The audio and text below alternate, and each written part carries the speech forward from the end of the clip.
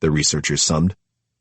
Or, as one of the other researchers put it, there is strong reason to think that the United States, given its central place in the global financial system and the number of companies involved, is the worst in the world when it comes to regulating shell companies. On the flip side, they found that countries and jurisdictions that required the most information from those trying to set up an anonymous shell company included either traditional offshore havens, the Cayman Islands or the Isle of Man, or outright dictatorships like Belarus or Gaddafi's Libya. What came through pretty clearly, Brigham Young University's Daniel Nielsen, one of the researchers behind the project, told me, is that among all of the venues in the world, the easiest place to get an anonymous shell company is the United States. And it's worth highlighting some of the responses the researchers got from these American company service providers, which were laced with the sort of American condescension familiar elsewhere. In response to one email from the researchers, which saw them posing as a Danish consultant, one American company service provider said, "Regarding what information is required, none. Hard for Europeans to understand, we have a word in our Constitution which is privacy." Privacy is, in fact, not found anywhere in the U.S. Constitution. Nor did those responses change when the researchers approached American company service providers as corrupt officials. With the researchers posing as an official in Pakistan, a notoriously corrupt country, one American company service provider hurled epithets at them for their approach and for their clear signs of corruption. But then, in the very next breath, he revealed that he'd be happy to help them if the researchers ponied up enough money. As the company service provider wrote, "Your stated purpose could well be a front for funding terrorism, and who the fuck would get involved in that? Seriously, if you wanted a functioning and useful anonymous American shell corporation, you'd need someone here to put their name on it, set up bank accounts, etc. I wouldn't even consider doing that for less than $5,000 a month, and I doubt you are going to find any suckers that will do it for less, if at all. If you are working with less than serious money, don't waste anybody's time here. Using a fucking internet email account also shows you're just a fucking poser and loser. If you have a serious proposal, write it up and we will consider it. Your previous message and this one are meaningless crap. Get a clue. Just how stupid do you think we are?" In other words, for the right sum, all can be forgotten. Maybe that's unsurprising. The U.S. has seen decades of deregulation across its economy, often pushed in the name of easing burdens on businesses. This pro-business ethos, ascendant since the 1980s, conquered much of the American body politic on both sides of the political aisle. And as we'll see time and again throughout this book, that ethos infected all of the industries that have transformed into the linchpins of American kleptocracy. In many ways, those attempts to ease business operations and to attract as much capital to the U.S. as possible are the core reasons that the U.S. transformed into the world's greatest offshore haven. After all, deregulation didn't just open the U.S. to a new world of clean, legitimate capital flows. It also opened America's arms to as much dirty money as the world could provide. In February 2020, the Treasury Department specifically singled out anonymous shell companies for their role in gouging holes in America's efforts to counter money laundering, those processes that allow dirty money to transform into legitimate assets. Anonymous shell companies, the Treasury wrote, give both U.S. and foreign criminals a method of obfuscation that they can and have repeatedly used here and abroad to carry out financial crimes. Nor were they just a means for oligarchs and dictatorships. The U.S. Government Accountability Office in 2019 listed specific examples of such criminal usage, revealing that the Department of Defense had been scammed time and again by these schemes. One group the report highlighted utilized American shell companies to reroute millions of dollars that had been intended for the upkeep of post-Soviet nuclear plants, while another used anonymous shell companies to pose as disabled veterans. Some even swiped entire Pentagon contracts, effectively building American military products without Washington having any idea who they were. All of this was possible for one simple reason. Anybody could get an anonymous American shell company whenever they wanted. There was no law and no regulation that said otherwise. But then, these governmental reports have been saying the same thing for years. In its 2015 National Money Laundering Risk Assessment, the Treasury highlighted the threats of these companies, and specifically highlighted the role they play for post-Soviet organized crime groups, who were of particular concern because of their systemic use of sophisticated schemes to move and conceal their criminal proceeds using U.S. banking institutions and U.S. incorporated shell companies. This came amidst efforts of the same members of these post-Soviet organized crime groups who were using anonymous shell companies to help propel Trump to the presidency, as we'll see in the book's final section.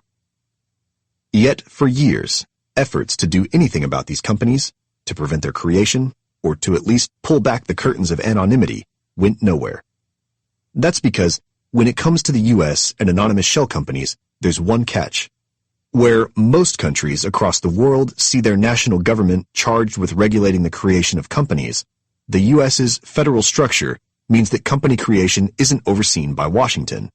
Instead, it's overseen by state governments in places like Austin, or Juneau, or Sacramento, or Indianapolis. Thus, states are in competition with one another to try to attract corporate business. The U.S.'s federal approach means that states can tinker and evolve and adapt and introduce new tools and tactics to try to attract corporate clients without having to worry about regulations from the federal government. And it means that it's the states that are making millions from corporate registration fees, which they can use to buoy their budgets.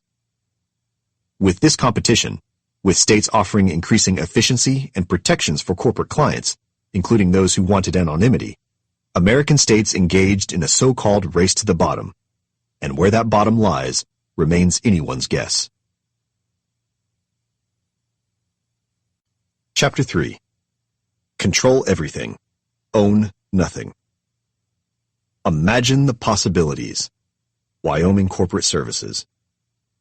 Most of the audiences S.D. Wu encountered when traveling had never heard of Delaware, or knew anything about the state.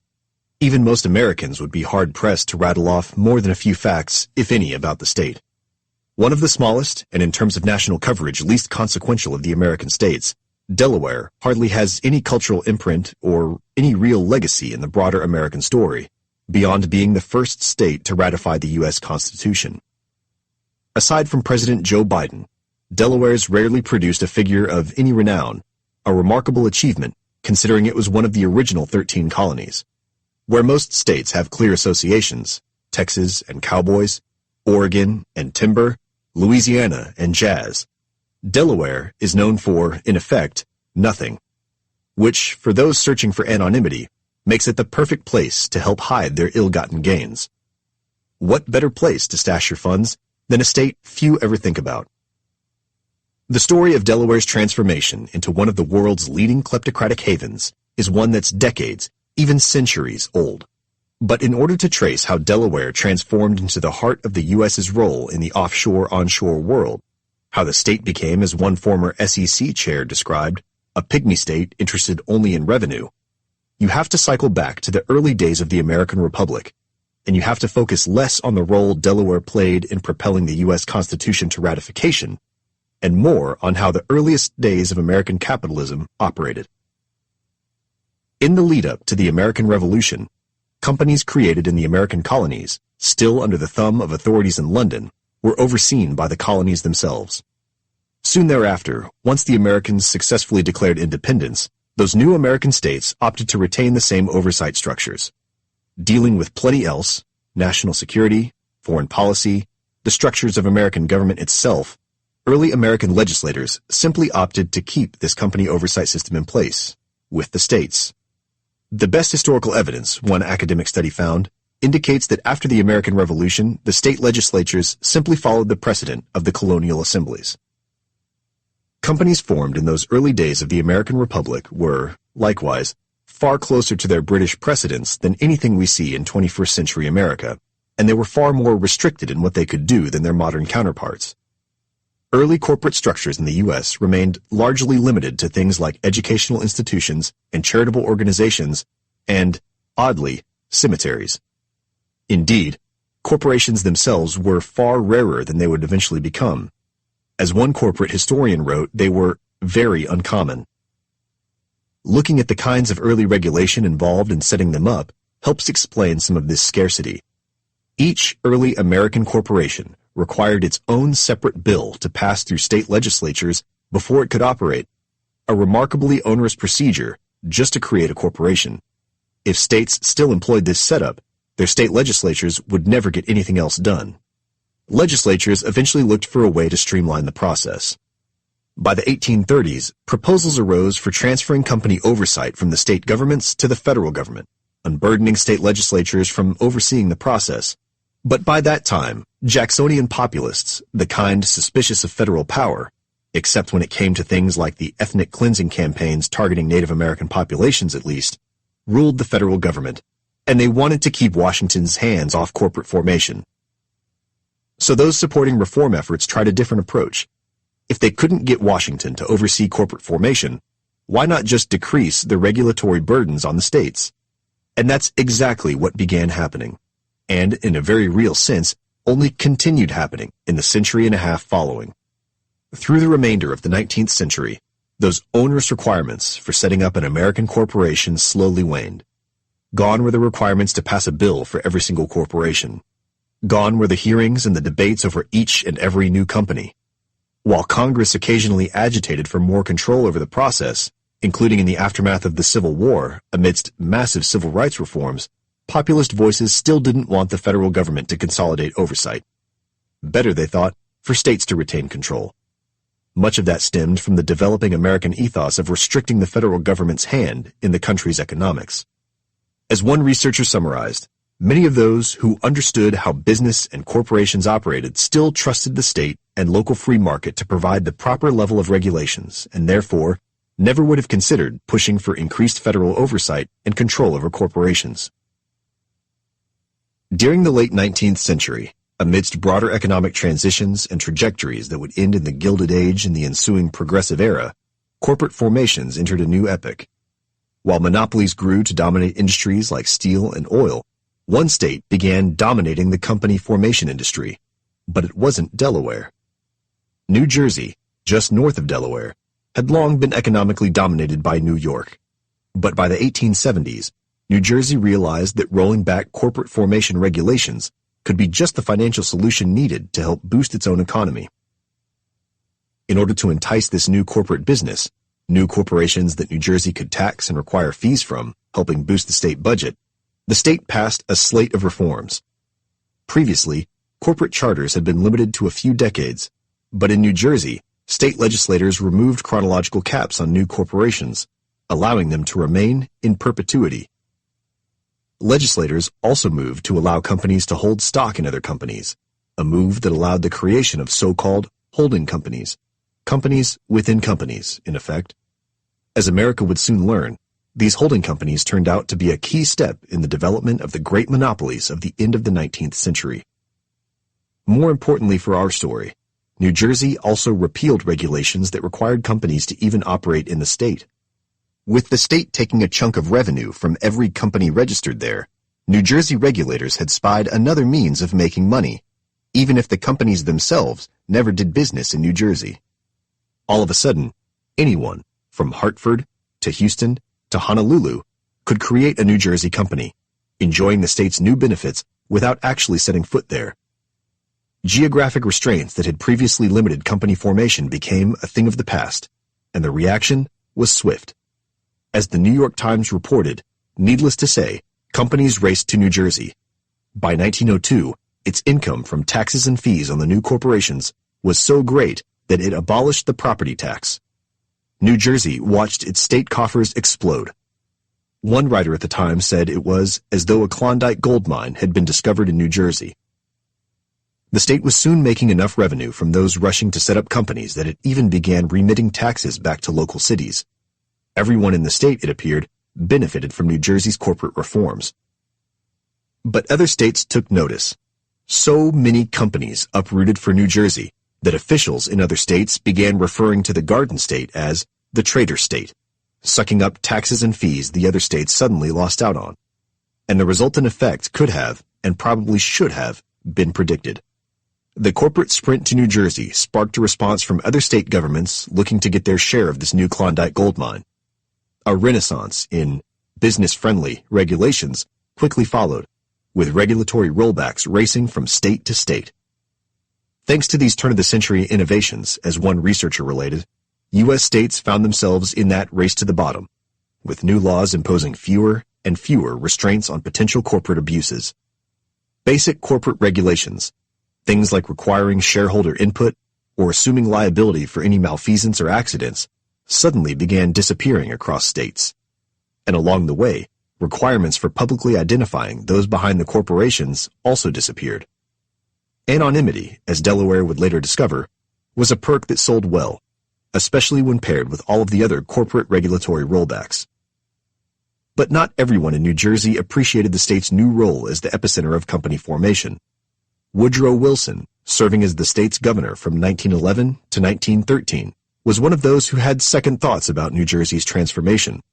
Propelled by a reformist bent and concerned about who might be taking advantage of New Jersey's loose regulations, Wilson clamped down, undoing some of the recent rollbacks.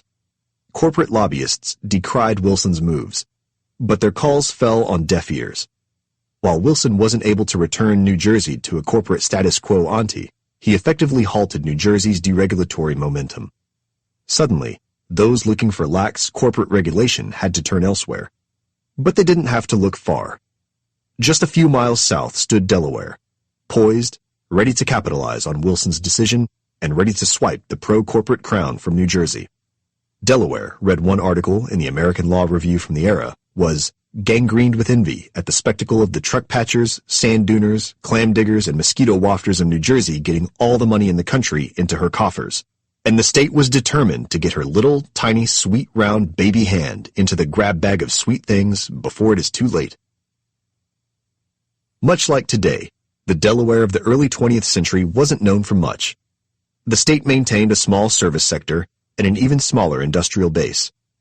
Without any real natural resources or tourist attractions, the state scraped by trying to leech business from those traveling between New York and Washington, D.C. Indeed, there were plenty of similarities between Delaware and New Jersey, at least before the latter's corporate reforms. As such, when Wilson's new policies began to take effect in New Jersey, Delaware saw an opportunity.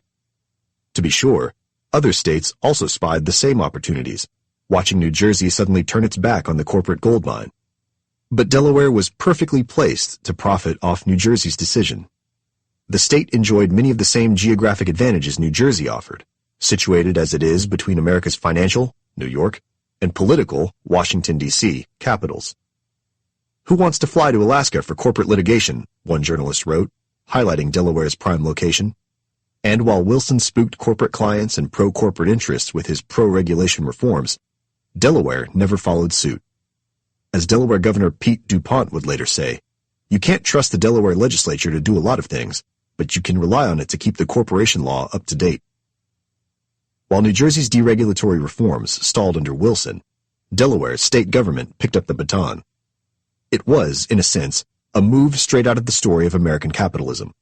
The state saw an opportunity to attract business and enacted the necessary reforms to make it so. The pro-business ethos that has propelled American capitalism translated into, quite literally, pro-business, pro-corporation, pro-company formation moves in Delaware. None of it was illegal. None of it was even necessarily unexpected. After all, if it hadn't been Delaware, another state would have grasped at the corporate revenue Wilson had pushed out of New Jersey and redirected those corporate fees into their own state budgets, and maybe even reduced tax burdens on happy citizens. Maybe it would have been another small state, like New Hampshire. Maybe it would have been another overlooked state like Rhode Island. Some state, somewhere else, would have taken similar steps, redirecting that fire hose of corporate fees into their own coffers. But Delaware happened to be the first. The steps Delaware took effectively opened the doors for companies to relocate as easily as possible into the state, enticing them with new pro-corporate laws. In addition to the reforms already implemented in New Jersey, Delaware soon began allowing corporations to reimburse directors for damages incurred if and when upset shareholders filed suit. Invaluable protection as America grew more and more litigious. The state also soon began exempting corporations from state taxes, meaning that the new Delaware company's only real connection to, or interaction with, the state ended the moment the paperwork was filed. But there was one advantage that Delaware held that no other state could provide, which has allowed Delaware to entrench its leading status as a global offshore center well into the 21st century. Delaware's Chancery Court. Birthed in 1792, the Chancery Court has been producing a steady stream of corporate law for nearly as long as the nation itself has existed. Uniquely dedicated to determining the minutiae of Delaware's corporate law, The Chancery Court proved a key weapon in Delaware's pro-corporate arsenal, a tool no other state could match. As a pair of American academics found, this state-level court has provided expert judiciary and an ability to resolve quickly complex business disputes, effectively providing Delaware with a far deeper well of corporate case law than any other state in the country, a godsend for lawyers ever vigilant for any threats their corporate clients may face. By the 1920s, Delaware's position as a leader in the corporate race to the bottom was all but assured. The state, to steal a political science term, had been effectively captured, beholden to its corporate regime and to the revenue brought to the state from the company formation industry. There was also one other advantage Delaware maintained. In a nod to the U.S.'s schizophrenic offshore-onshore status, Delaware managed for years to avoid the reputational taint that more traditional offshore havens suffer from. Delaware doesn't carry the same stigma as the Caymans or Bermuda. North Carolina State University's Bradley Lindsay, who has researched Delaware's status as an offshore haven, said, "Why not attract business to my little state and get something at the expense of the other states?" And why not? By the 1930s, revenue from the companies housed in Delaware amounted to 42% of the state's total revenue. By the dawn of the 2020s, that ratio was largely similar, but the numbers were now stupefying. Every year, Delaware makes nearly $1.5 billion from all those seeking out its corporate-friendly regime.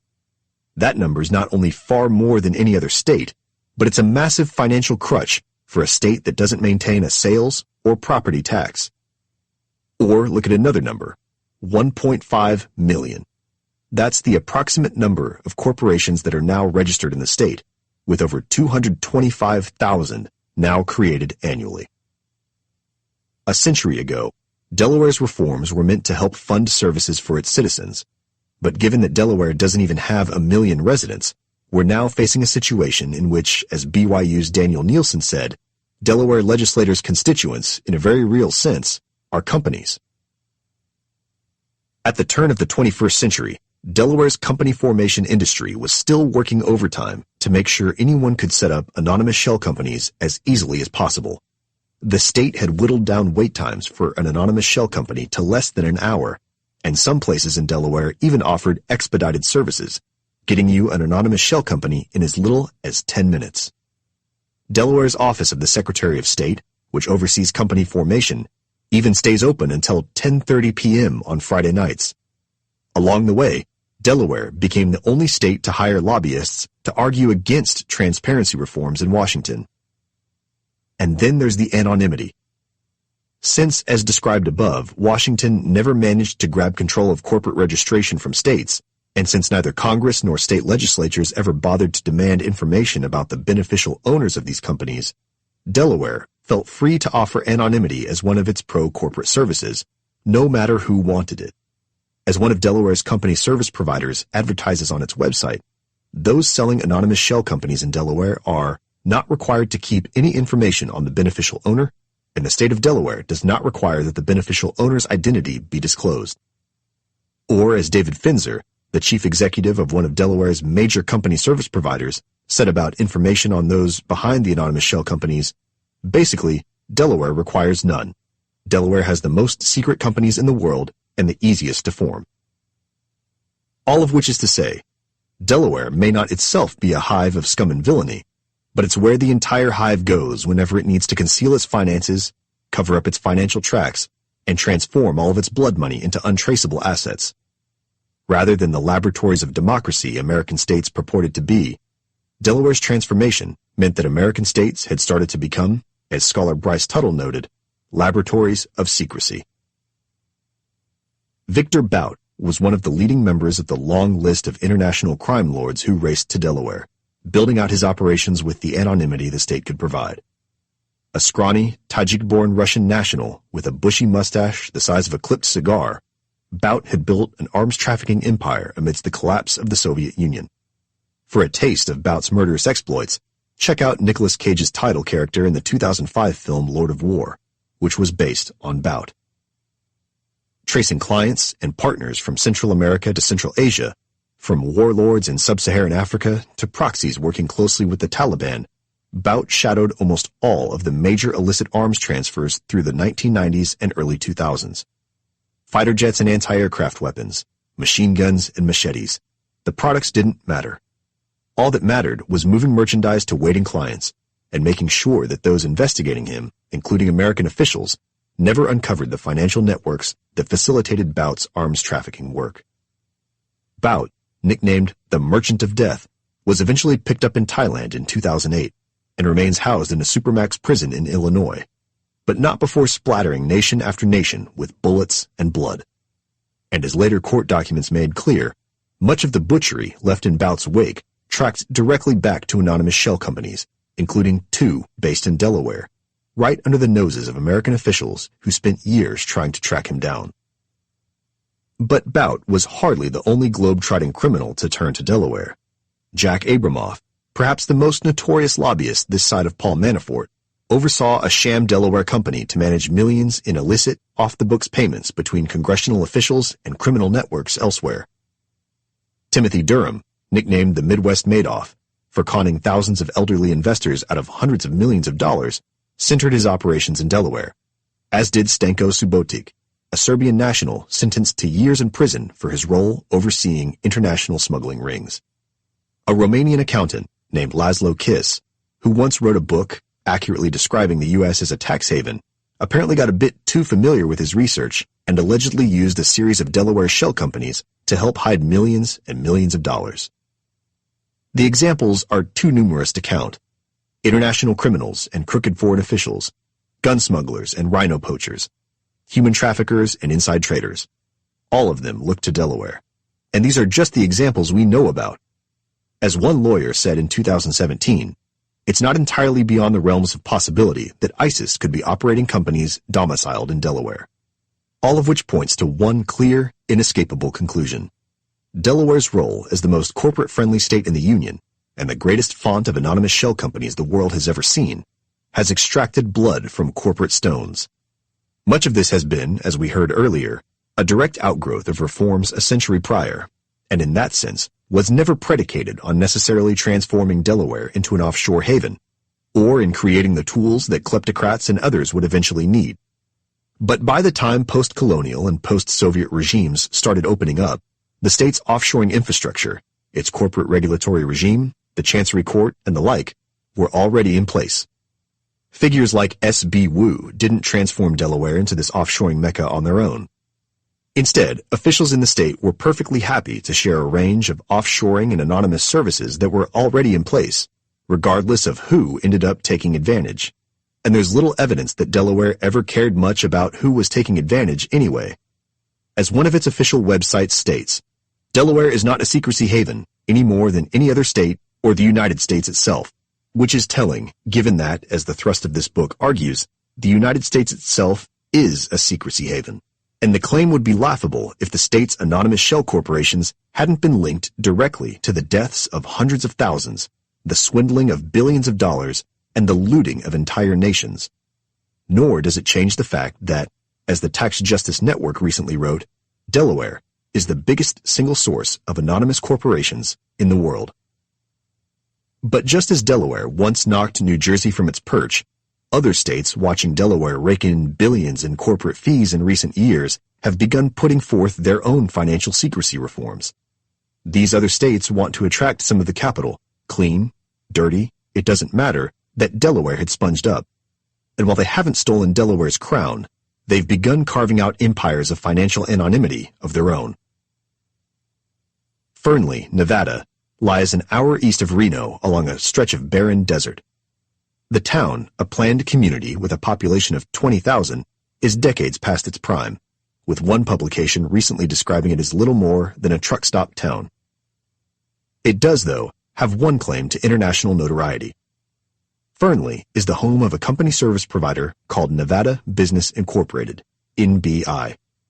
Run by Robert Harris, who oversees the business from his beige bungalow, complete with a no-spin zone Fox News doormat greeting visitors, NBI is one of the few companies in this space that has opened its doors to journalists and researchers, offering a peek into why foreign despots and human traffickers look to the U.S., and why, specifically, they would come to a state like Nevada. Sitting in his living room turned office, Harris, slightly balding and with the kind of wan skin you get from sitting at a computer all day, unspools a tale of why he now sells anonymous shell companies. He used to work as a bartender, he says, helping lubricate all those prospecting for gambling gold. As the years went on and he started getting a bit older, he noticed that club and casino owners kept replacing his coworkers with younger, female employees. He got the message, he says. In 2001, at the age of 50, he left the hospitality business. A friend suggested he explore the nascent world of company service providers, becoming someone who helps set up anonymous shell companies for whoever comes calling. Nearly 20 years later, Harris estimates that he's set up thousands of companies. It's not like it's lavish living, he says, revealing that he only makes mid-five figures annually. He supplements his income by selling books on what he describes as Bible prophecy, with one of his books featuring a cover image of Jesus, wearing a Zorro mask for some reason, juggling a half-dozen glowing balls. When asked what his day consists of, Harris talks about rote tasks.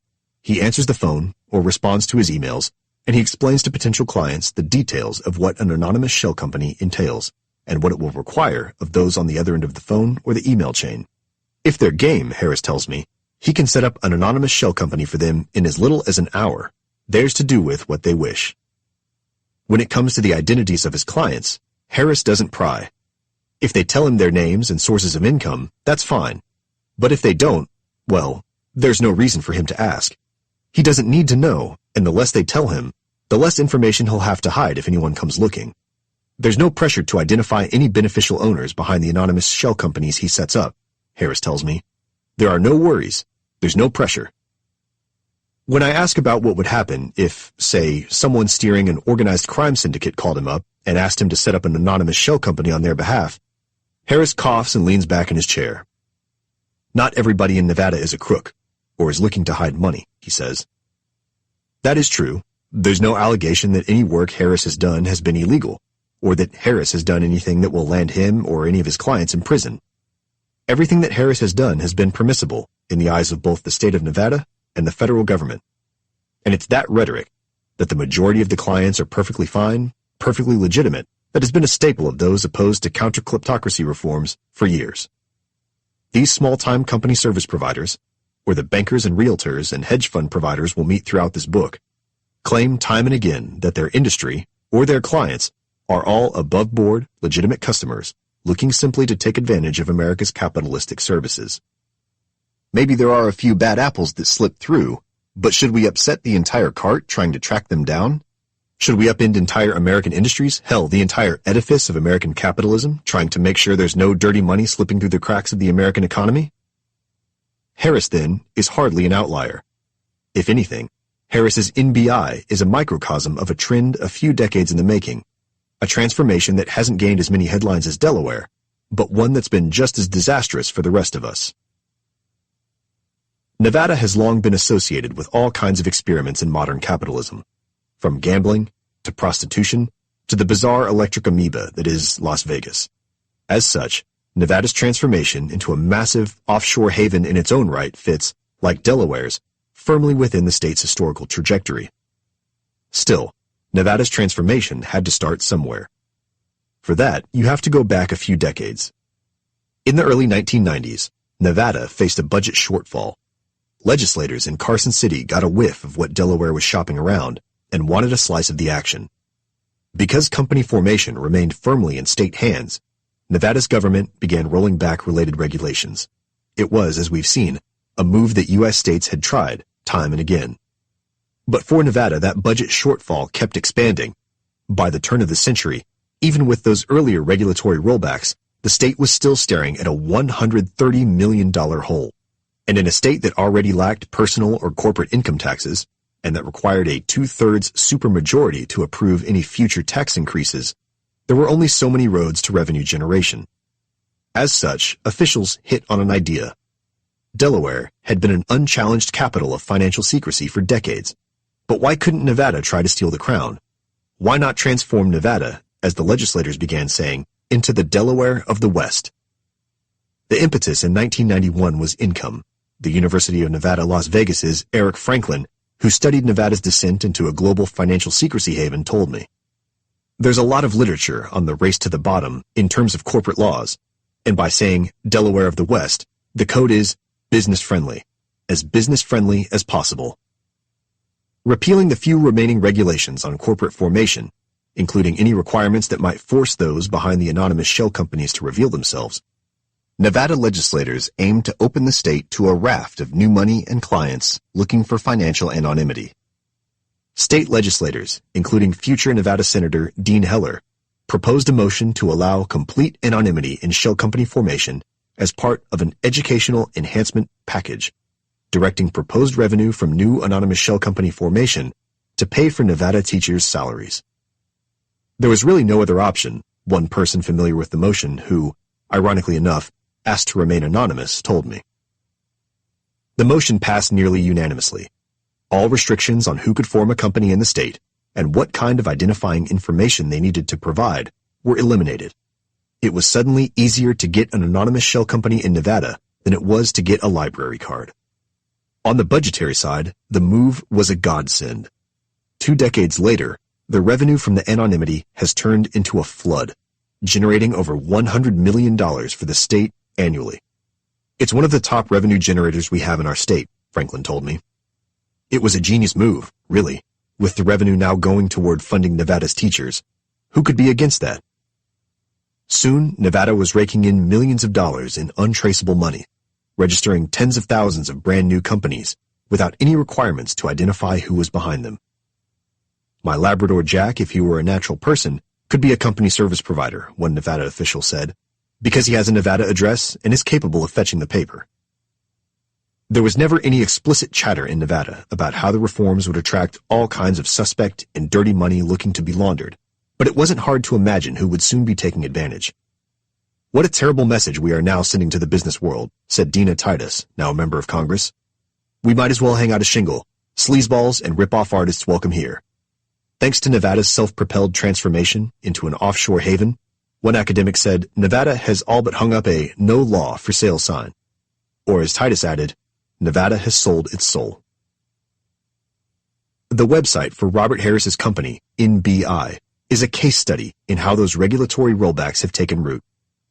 For as low as $249, Harris offers an anonymous shell company to any and all, to Colombian drug smugglers, to Vietnamese human trafficking rings, to post-Soviet oligarchs trying to interfere in American politics.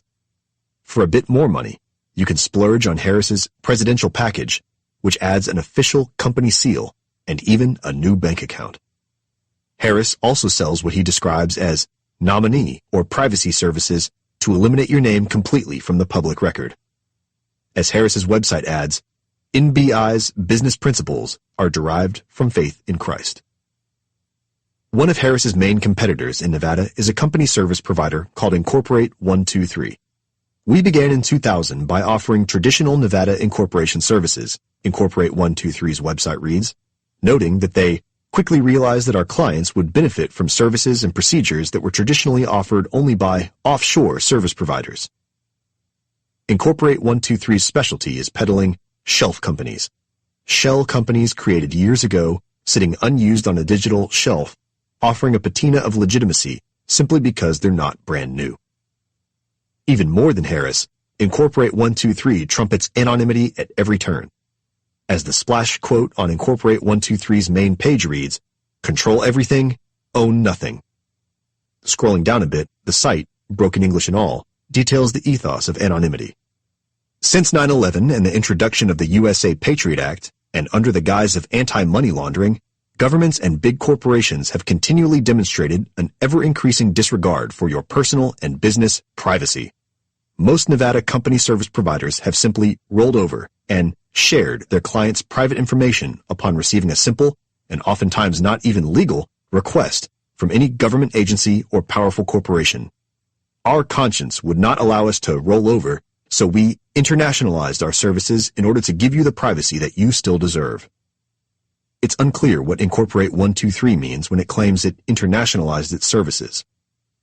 But a 2016 piece in USA Today offers a hint. The paper identified David Batrick as Incorporate 123's head, but quickly discovered that Batrick wasn't even based in Nevada.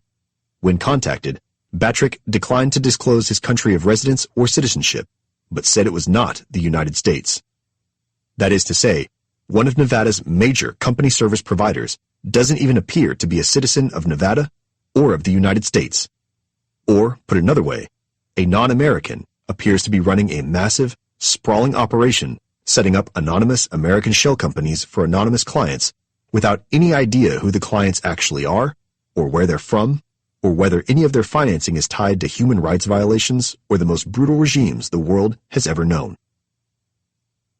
In early 2016, thousands of leaked internal documents from the Panamanian law firm Mossack Fonseca spilled into the open. Known as the Panama Papers, the leak revealed the details, names, dates, amounts of money, tied to myriad figures around the world who'd turned to the Panamanian firm for help hiding and in some cases laundering their money. The names revealed in the leak included prominent politicians from all regions of the world, including British Prime Minister David Cameron, Azerbaijan's despotic leader Ilham Aliyev, and even those hiding money on behalf of Russian dictator Vladimir Putin. The fallout from the revelations was swift.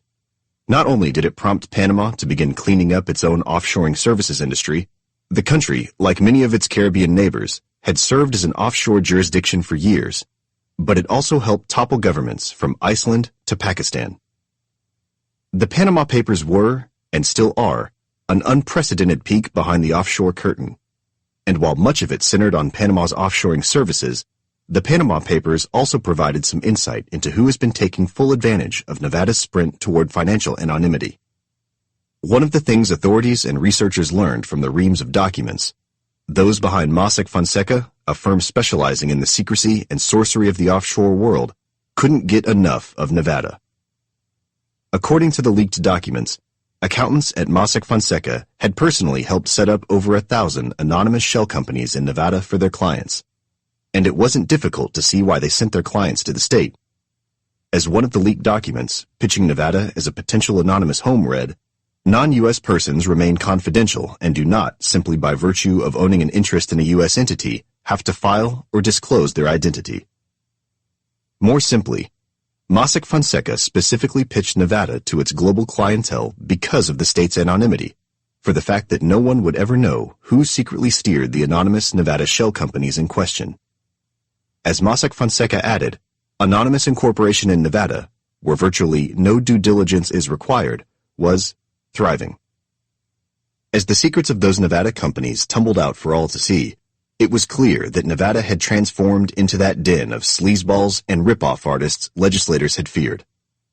The corporate records of 1,000-plus Nevada business entities linked to Mossack Fonseca reveal layers of secretive ownership, with few having humans' names behind them, and most tracing back to a tiny number of overseas addresses from Bangkok high-rises to post offices on tiny island nations, one examination found.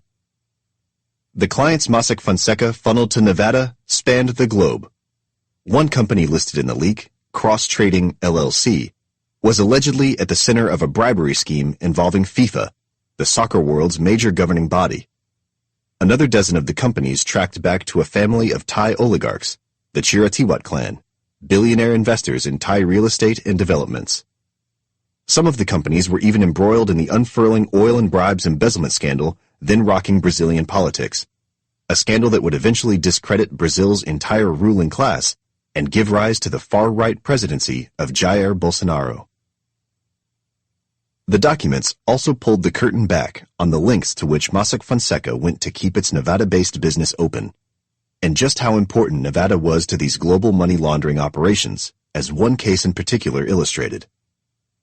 In the early 2010s, billionaire hedge fund manager Paul Singer tried to recoup some $1.7 billion in Argentinian bonds his fund had purchased. Turning down Buenos Aires' offers at restructuring the debt, Singer instead began tracking down Argentinian assets elsewhere, hoping to seize them and use them as leverage in negotiations. Shortly after Singer's efforts got underway, an Argentinian prosecutor revealed that Lázaro Báez, a millionaire businessman close to former Argentine President Néstor Kirchner, was one of the beneficiaries of a multi-million-dollar embezzlement scheme that used hundreds of anonymous shell companies based in Nevada. They all happened to share the same Nevada address as MF Corporate Services, a none too subtle nod to Mossack Fonseca, which was then setting up hundreds of similar anonymous shell companies throughout the state. Maybe, Singer thought, there was a way to pry into these companies to identify some of the assets secretly held by Argentinian officials. As journalist Jake Bernstein detailed, Singer's lawyers sat for a 7-hour deposition in 2014 with Patricia Amunategui, the woman helping run MF Corporate Services. Amunategui spent the entire interview denying that she worked for Mossack Fonseca. Instead, she claimed, Mossack Fonseca had nothing to do with MF Corporate Services or with any of the 100-plus companies suddenly tied to the embezzling scheme swirling around Argentinia's former president. Remarkably, Jürgen Mossack, the company's namesake, backed her up, saying that Mossack Fonseca and MF Corporate Services were entirely separate entities. For Singer, it was a dead end. That cloak of anonymity had stalled his efforts, forcing him to move on.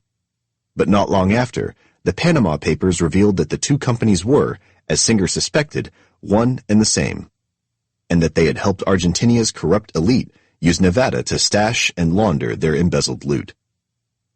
The leak also revealed the lengths to which Mossack Fonseca went just to keep its Nevada pipeline open. Mossack Fonseca's IT manager wrote in one of the leaked documents that he'd called Amunategui shortly after her deposition, discussing ways to build more distance between the two offices, Bernstein recounted.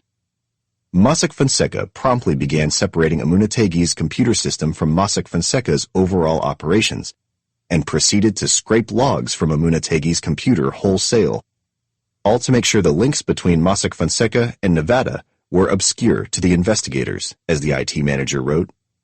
It even flew another of its employees to Nevada directly, where he cleaned up everything and brought all documents to Panama.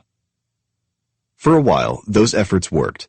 Mossack Fonseca's Nevada pipeline lived on, with no one, from officials in Washington to individuals like Singer, any the wiser. But then, in early 2016, the Panama Papers exploded into the world and revealed all the sordid details of Mossack Fonseca's anonymous shell company operations. They offered granular details of the symbiotic relationship between Nevada and Mossack Fonseca and all of the autocrats and criminals they serviced. And they also revealed a link to another state, one of the other main cogs in America's descent into an offshore mecca, and one that helped introduce the world to the most popular means of money laundering in the first place. Frank Burke never imagined that his primary legacy would lie in the art of offshoring. As a wildcat oil driller working across the Western Hemisphere in the 1970s, the last thing Burke was interested in, as those familiar with the man told me, was helping provide the world's crooked and corrupt with the perfect means of anonymity. He just wanted to drill, and to support his family, and to make sure he and his business were protected from potential suits and damages along the way, especially from the deep-pocketed oil and gas competitors driving Burke and his wildcatters into extinction. Harried by the major energy companies trying to dominate as many markets as they could, Burke and his teams of drillers had an idea. They'd discovered a company structure in Panama called a limitada. It was deceptively simple. Not only did it shield owners from corporate liability, limiting damages and potential lawsuits from any and all, but it qualified under Panamanian law for preferential tax benefits, which wildcatters like Burke were always on the lookout for to cut rising costs. At the time, there wasn't anything comparable in the U.S. To Burke, that didn't make sense. Why couldn't the U.S. set up something that would limit liability like this? Why couldn't U.S. states let him set up some kind of limited liability company? With that thought, the modern LLC was born. The same LLC structure we see everywhere, across too many industries to name, often used for perfectly legitimate means.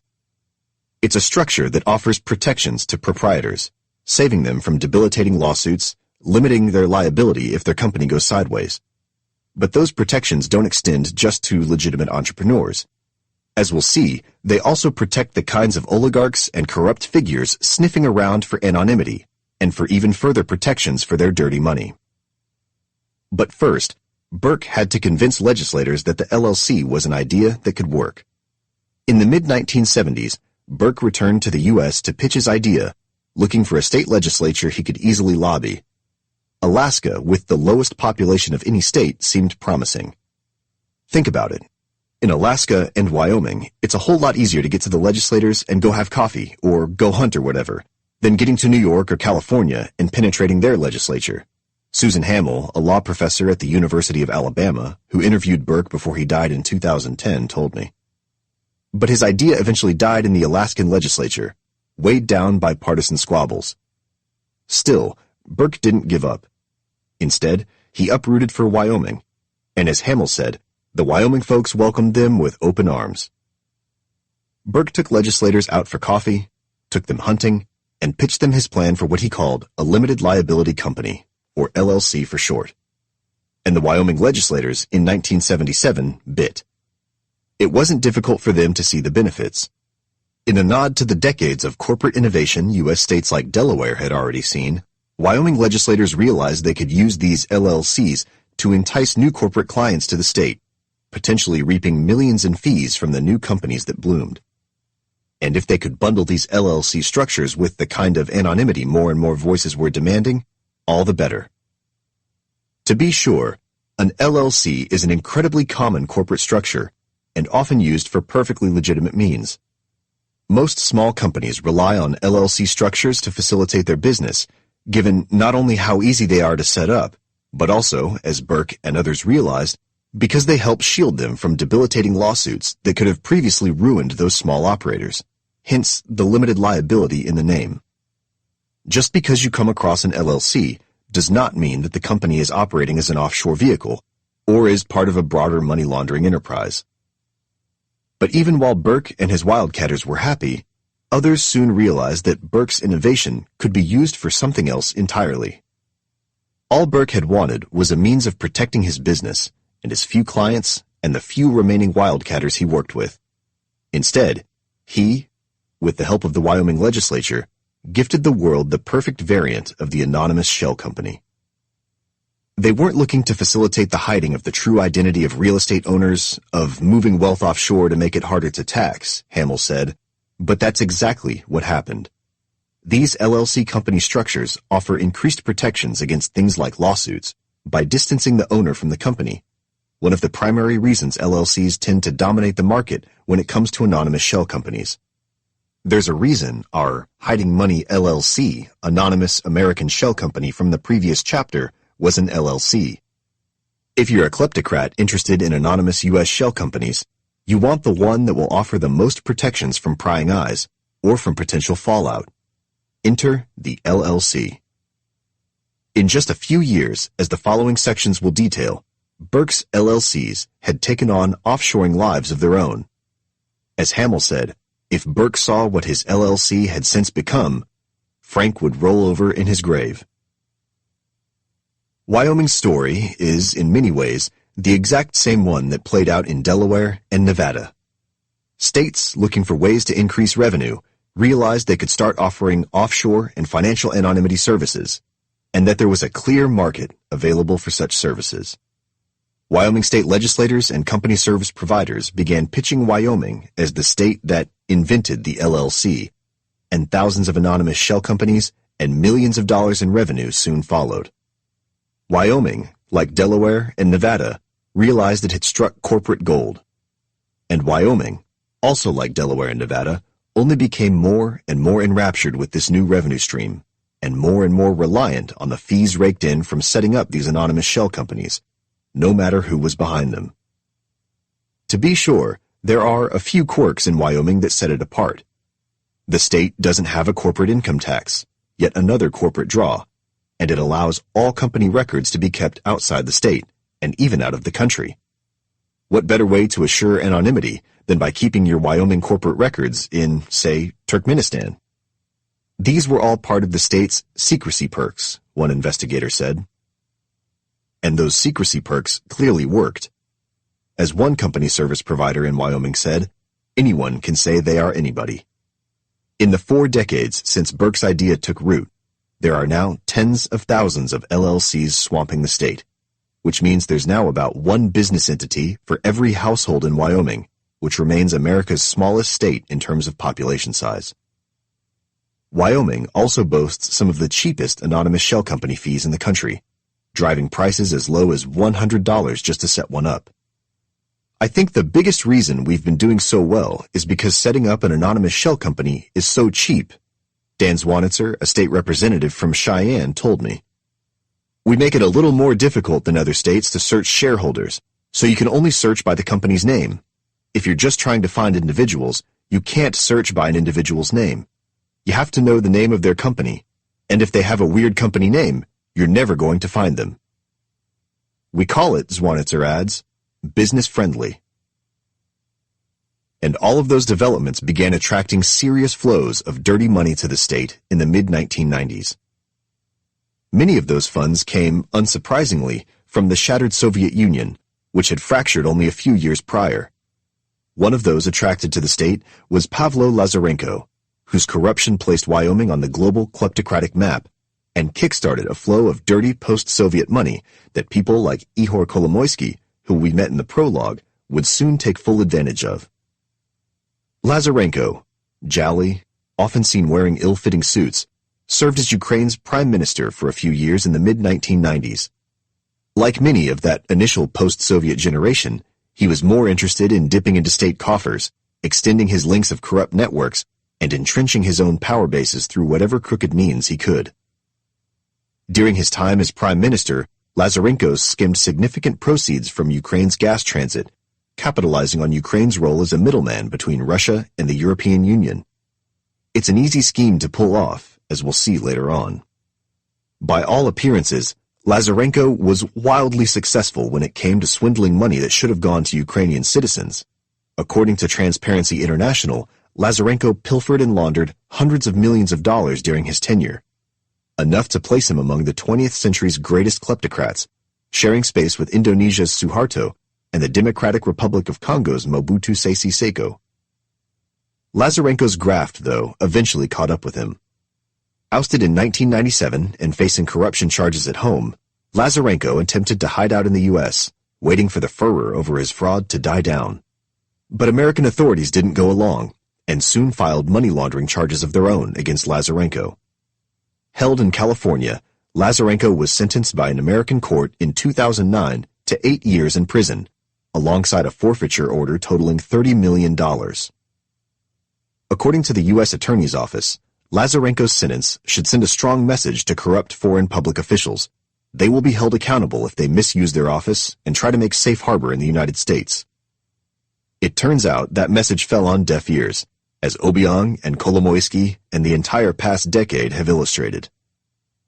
Lazarenko's conviction was welcome news in Washington and in Kiev, but it revealed a parallel reality that those corrupt foreign public officials had long known.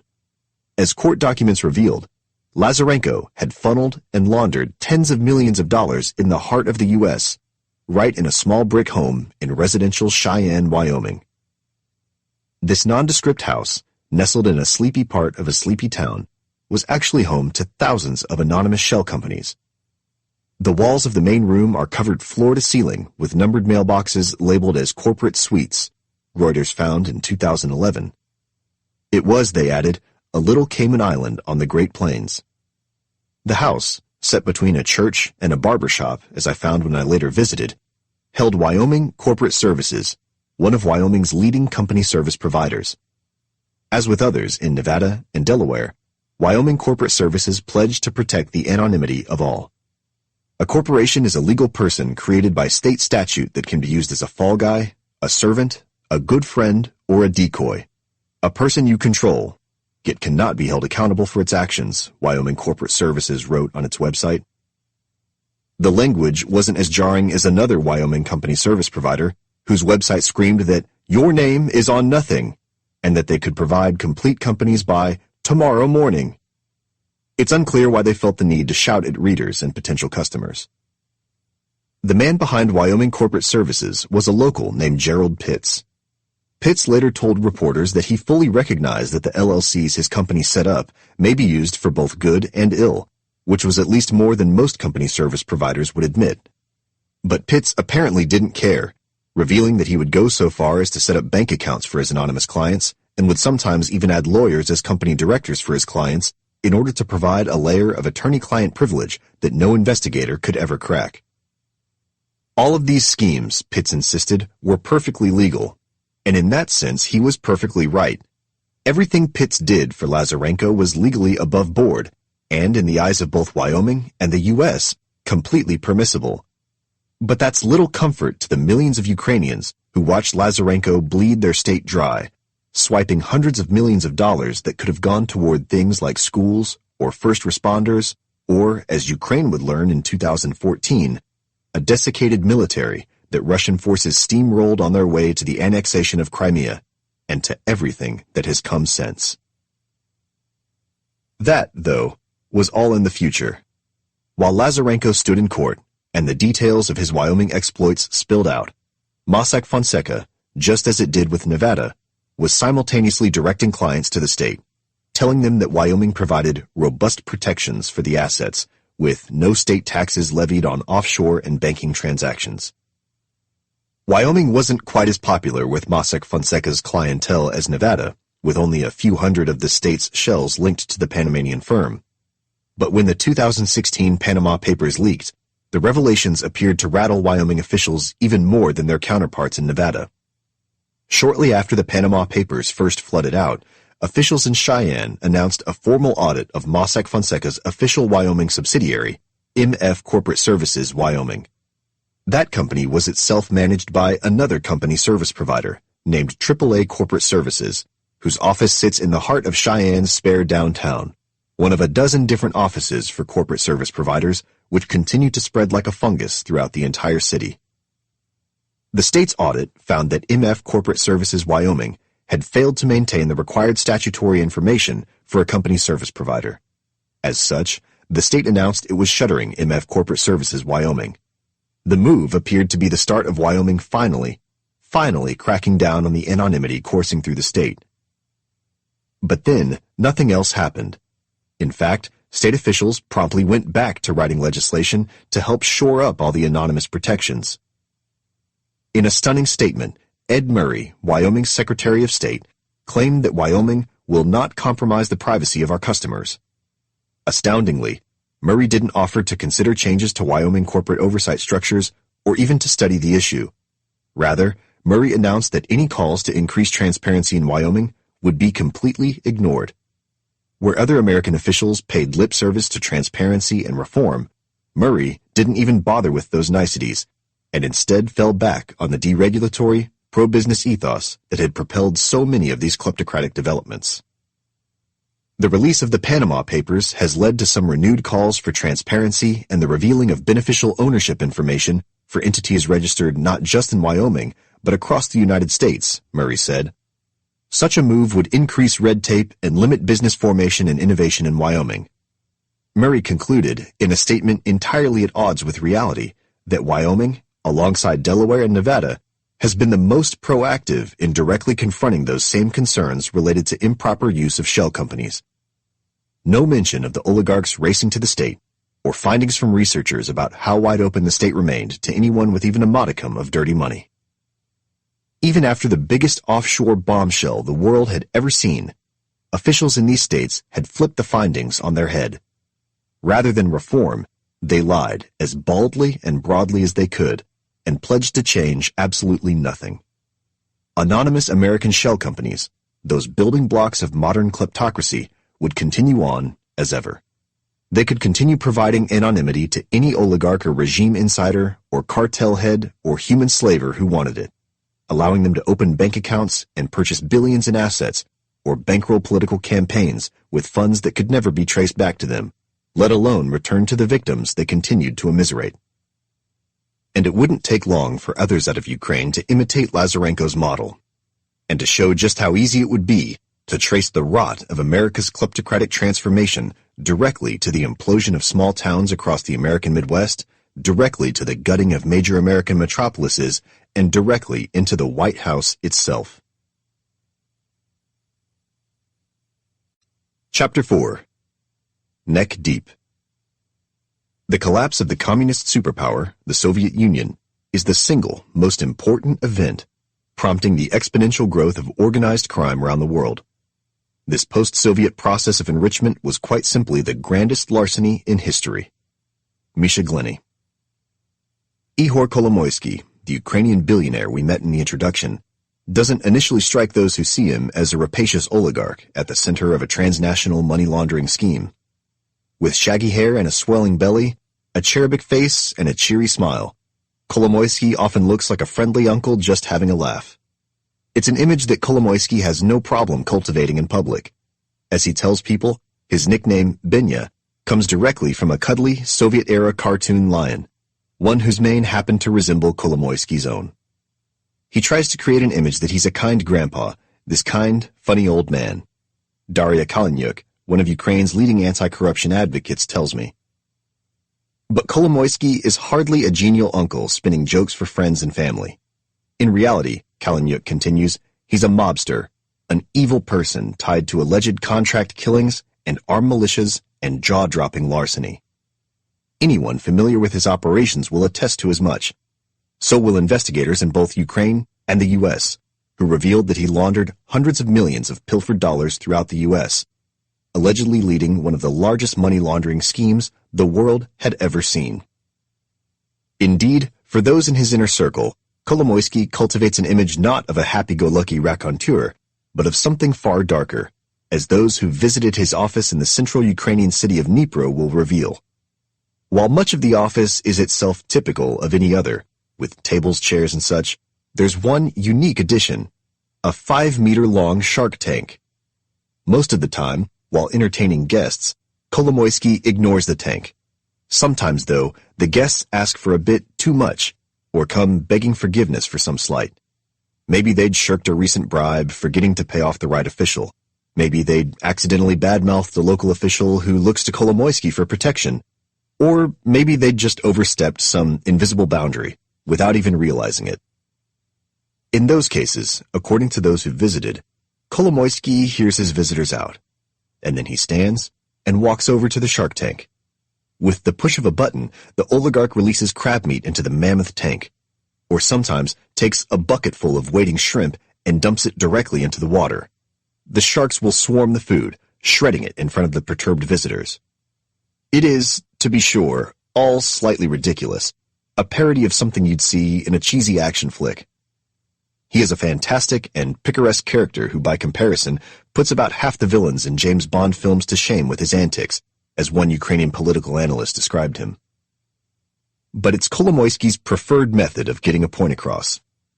And it's not only a method that allowed Kolomoisky to allegedly launch the greatest money laundering operation in American history, but one that led him directly to the ears of those close to an American president who didn't seem to mind that corruption one bit. Kolomoisky was born in Soviet Ukraine in 1963, the child of engineer parents. Raised in the industrial town of Dnipropetrovsk, since renamed to Dnipro, Kolomoisky enjoyed a fairly typical Soviet childhood, reared with an emphasis on math and hard sciences. In time, he enrolled in the local metallurgical institute, learning the science of making and molding metals and alloys, and earning a degree in metallurgical engineering. By the time he graduated, though, the Soviet Union of his youth was barreling toward a crack-up. Economic stagnation and a flailing war in Afghanistan melted into restive nationalism that the Soviet Union had never quite been able to quell. In the late 1980s, instead of launching a career as a Soviet metalman, Kolomoisky watched a world he thought he knew begin to shift and collapse under his feet. As economic restrictions relaxed by the turn of the 1990s, part of Mikhail Gorbachev's doomed attempts at Soviet restructuring, Kolomoisky took full advantage of the new capitalistic opportunities. Alongside a pair of friends, Gennady Bogolyubov and Alexei Martinov, he launched an office equipment firm, shuttling between Moscow and Dnipropetrovsk and searching out new customers across the country. But that country hardly lasted much longer. Thanks in large part to the nationalist agitation out of Ukraine, the Soviet Union soon splintered into 15 separate republics, relegated, to steal a Bolshevik phrase from decades previous, to the ash heap of history. Kolomoisky, by all appearances, navigated the new tides rushing through the post-Soviet space as nimbly as anyone. Living in central Ukraine, he avoided the post-Soviet bloodshed that rocked parts of neighboring Moldova and Russia. He soon spied economic opportunities that would have been unthinkable just a few years earlier. With the new government in Kiev effectively broke, independent Ukrainians were starved for sources of cash. Filling the void, Kolomoisky and his partners launched something that Soviet authorities never would have allowed: a private bank, which they called, straightforwardly enough, Privatbank. There was nothing special about the bank, per se. It's not as if Kolomoisky had hit on a new means of small-scale lending. But timing was everything. Kolomoisky and the bank immediately found a niche, propping up local enterprises and quickly swelling its consumer base through Dnipropetrovsk. The government, though, continued to flail, its finances faltering further. So it did what other new, floundering post-Soviet states did. It launched a large-scale privatization scheme to try to stanch some of the fiscal bleeding. The program was relatively straightforward. The new Ukrainian government provided vouchers to all Ukrainian citizens, with each voucher representing small-scale ownership of previously state-owned enterprises like steel mills and gas fields. Imagine if the U.S. government gave every American a slip of paper representing a small bit of ownership over, say, the national park system, and you'd get something similar. The government then allowed those holding these vouchers, shares effectively in assets the government had previously controlled, to trade, to swap, to sell them as they saw fit. If every citizen had a stake in the economic success of what had up to that point been state-owned factories, pipelines, mines, and oil fields, what could go wrong? This was the exact tactic Russia tried around the same time, but to disastrous results. Russia's voucher program, launched in the 1990s, allowed all Russian citizens the same opportunity to trade or sell their vouchers. Given that many Russians remained effectively destitute in the 1990s, many of the voucher sales or trades went for basic necessities, such as food or water or alcohol. A handful of individuals spied an opportunity. Vacuuming up as many vouchers as they could, these figures grabbed significant shares of what had previously been Soviet-controlled assets, industrial crown jewels that could, with the right management, turn into significant profit-generating enterprises. These men came to be known as oligarchs, those industrial magnates, former KGB officials, and new businessmen who grew ludicrously wealthy by consolidating ownership over all of these assets. Toward the end of the 1990s, these rising Russian oligarchs helped install Russian President Vladimir Putin in power, assuming incorrectly that they could control the new president and continue to grow insanely wealthy in the process. While Ukraine never saw its own Putin rise to power, Kiev's voucher scheme had the exact same result when it came to the creation of an oligarchic class that would soon dominate the country's economic and political space. Some of these new Ukrainian oligarchs cornered the country's coal market, steering exports from the country's fertile coal basins.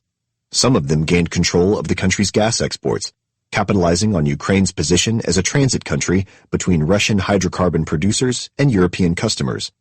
And some looked enviously at Ukraine's swath of state-owned factories and how someone with a metallurgic background, like Kolomoisky for instance, could turn them into massively profitable enterprises. Buoyed by his profits from Privatbank, Kolomoisky soon collected as many vouchers as he could and quickly gained control of many of Ukraine's most prominent mills. The oligarch would later say that he leaned on his own industrial background in picking out which plants to add to his portfolio, which is almost certainly true. But Kolomoisky also gained a reputation as a key practitioner of rejderstvo, or raiding, which saw him resort to gangsterous tactics to swipe those factories he couldn't land with his vouchers, often through force. Indeed, his penchant for theatrics made him stand apart from other Ukrainian oligarchs. For instance, he once lined the lobby of a Russian oil company he wanted to push out with a series of coffins being easier to transport and install than shark tanks, apparently. In another instance, as Forbes reported, hundreds of hired rowdies, armed with baseball bats, iron bars, gas and rubber bullet pistols, and chainsaws, forcibly took over a steel plant that Kolomoisky reportedly eyed. As Kolomoisky later admitted to a Forbes reporter, "Give me a 1% stake, and I will take over the entire company." Along the way, as Ukrainian journalists would report, Kolomoisky and his network made a habit of paying off local judges and magistrates, who would provide legal cover for such rapacious tactics. Given the clear malfeasance associated with his actions, such tactics were the major reason that Kolomoisky's wealth, as with so many other post-Soviet oligarchs, is widely viewed as dirty, ill-gotten, and entirely tainted. By the turn of the century, Kolomoisky was firmly ensconced as one of Ukraine's leading steel magnates, but he and his partners had begun extending their financial empire beyond just their metallurgical holdings. Privat Group, a conglomerate Kolomoisky and his partners founded, soon bought ownership stakes in oil fields and natural gas wells across the country. Given Ukraine's central location in European gas transit, entering the hydrocarbon markets made clear sense. But that wasn't Kolomoisky's only expansion.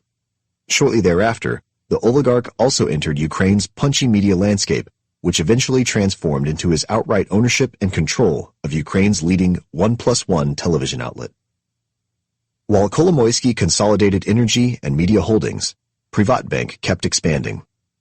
In time, Privatbank gained nearly 40% of the country's retail deposits and some 20% of the country's total banking assets, thanks in large part to Kolomoisky's leadership. Banking, energy, metals, media.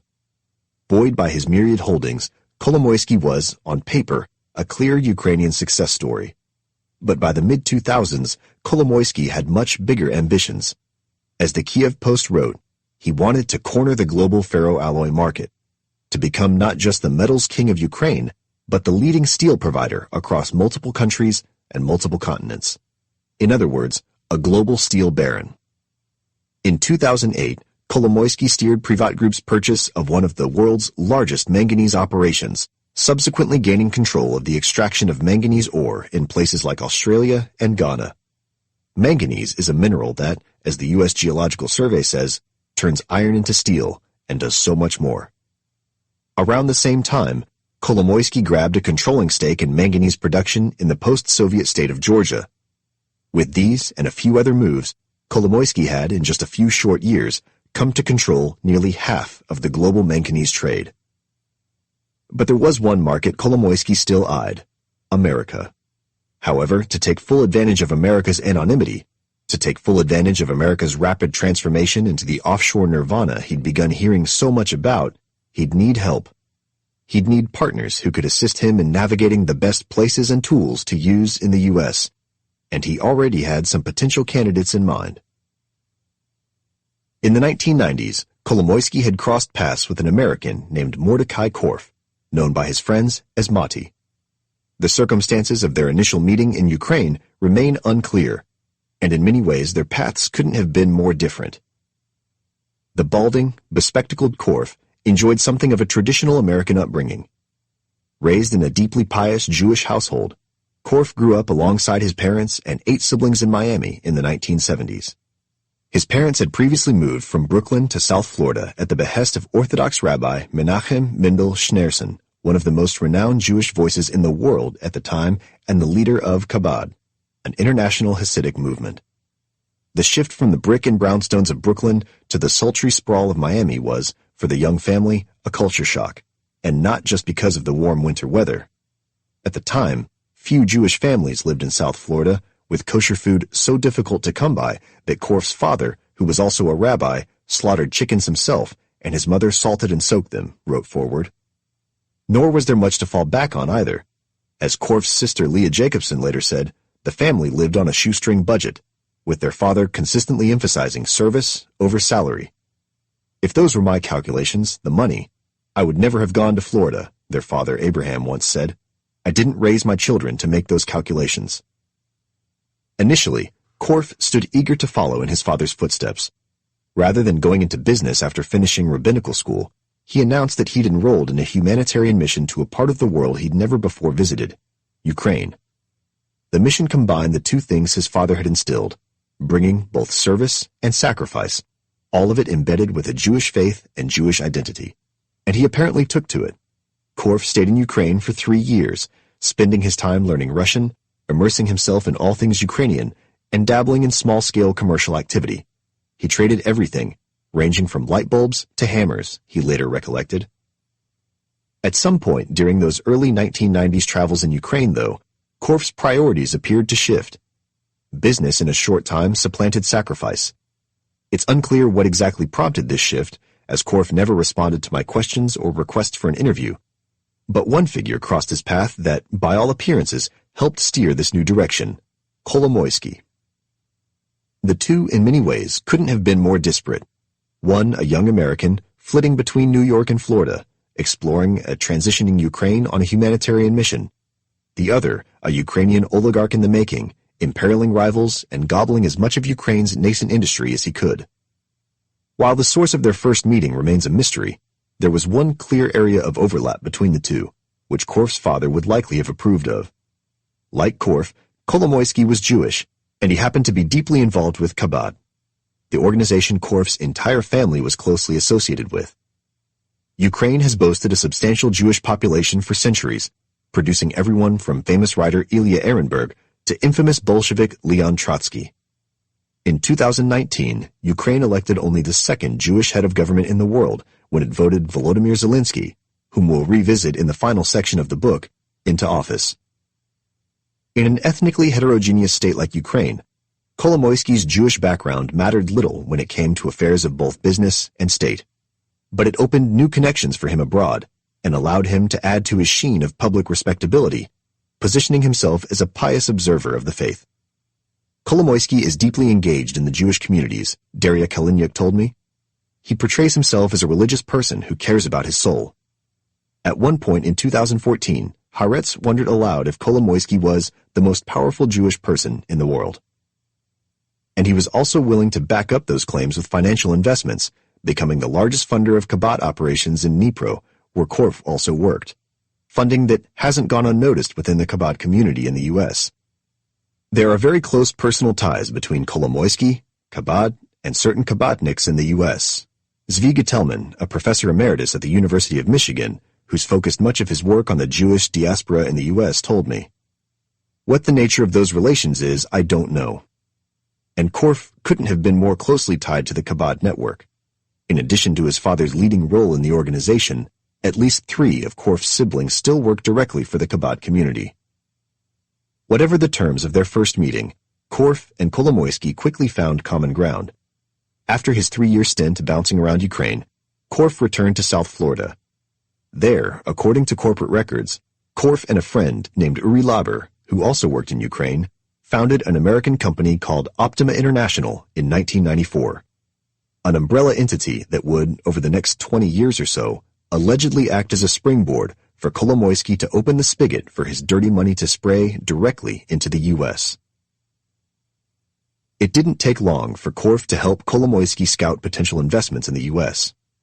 Given Kolomoisky's metallurgical background, America's steel belt was an obvious place to look. One steel mill in particular caught Kolomoisky's eye. Located in a slice of northeast Ohio known as Steel Valley, the Warren Steel Mill sat only a 15-minute drive from Youngstown, squat between Pittsburgh and Cleveland. Built in the township of Warren and sprawling hundreds of acres, the mill spent years churning out the steel bones of America's booming mid-century growth. The mill's success placed Warren on the American manufacturing map. Warren had the first municipal streetlights, had a General Electric light bulb plant, had a Packard plant. This was the Silicon Valley of its day, Ken McPherson, a member of Warren's city council, told me. And the mill, just as those throughout the rest of the Steel Valley, provided economic lifelines to anyone who worked there. When the mill's blast furnace, which fired the mill's operations, would run early in the morning, it would make plenty of noise, and the earth would shake a bit, and I'd wake up and smile, and then go back to sleep. McPherson, who followed his father into the metallurgy business, remembered. By the mid-1970s, though, the mill had